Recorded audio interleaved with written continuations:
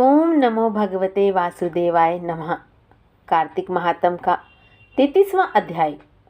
सूत जी ने कहा, इतनी कथा सत्यभामा को सुनकर भगवान श्री कृष्ण संध्या करने को महल में चले गए।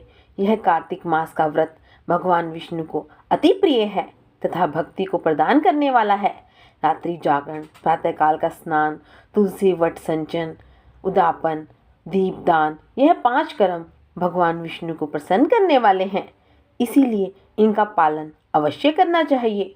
ऋषियों ने कहा, प्रिय अधिक फल का देने वाला, शरीर के रोम रोम को प्रसन्न करने वाला जो कार्तिक महात्म आपने कहा है, मोक्ष की चाहना करने वाले भोग के इच्छुक मनुष्य यह व्रत अवश्य में करना चाहिए। किंतु हम एक बात आपसे पूछना चाहते हैं, वह यह है कि यदि कार्तिक मास का व्रत करने वाला किसी संकट में फंस जाए, यह जंगल में हो अथवा वह किसी रोग से ग्रस्त हो जाए, तो फिर वह कार्तिक व्रत का किस प्रकार से पालन करे?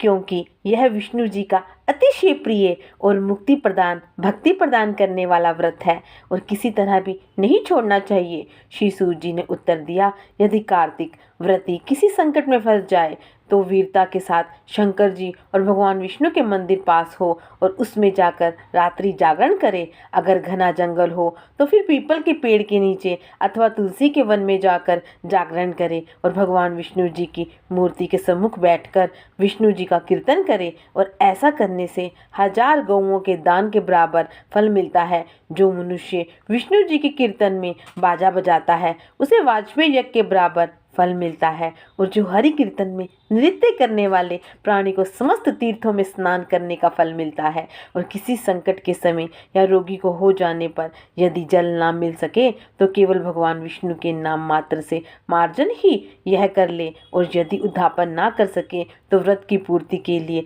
केवल ब्राह्मणों के प्रसन्न होने से विष्णु जी प्रसन्न रहते हैं। यदि आप दीप दान कर सकें और दूसरे की दीप की वायु को रक्षा करें, तो यदि तुलसी का पौधा पास ना हो तो वैष्णव ब्राह्मण की पूजा कर लें, क्योंकि भगवान सदा अपने भक्तों के पास रहते हैं। और इस सब के ना होने पर व्रती ब्राह्मण गो, पीपल, वट वृक्ष की श्रद्धा से सेवा करें। शौनकादि ऋषियों ने कहा, आपने गौ तथा ब्राह्मणों के सदृश पीपल और वट वृक्षों को बतलाया है, और सभी वृक्षों में पीपल का वृक्ष और वट वृक्ष श्रेष्ठ क्यों कहे गए हैं? सूत जी ने कहा, पीपल का पेड़ साक्षात विष्णु भगवान है, पलाश का पेड़ साक्षात ब्रह्मा है।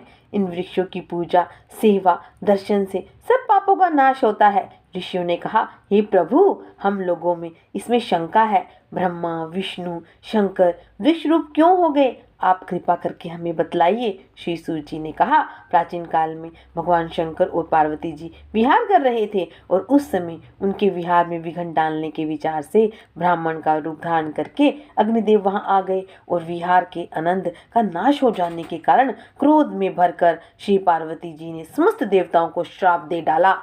पार्वती जी ने कहा, देवताओं, विषय सुख की कीट पतंगे भी जानते हैं और उसमें आप लोगों ने देवता होकर विघ्न डाला है, इसीलिए आप सब लोग वृक्ष हो जाओ। सूत जी ने कहा, इस प्रकार क्रोधित पार्वती जी शाप से सब देवता वृक्ष हो गए और इसी कारण भगवान विष्णु तथा शंकर जी दोनों पीपल और वट हो गए। और इसी कारण भगवान विष्णु का शनिदेव के साथ योग होने के कारण केवल शनिवार को ही पीपल का स्पर्श करना चाहिए और किसी दिन नहीं।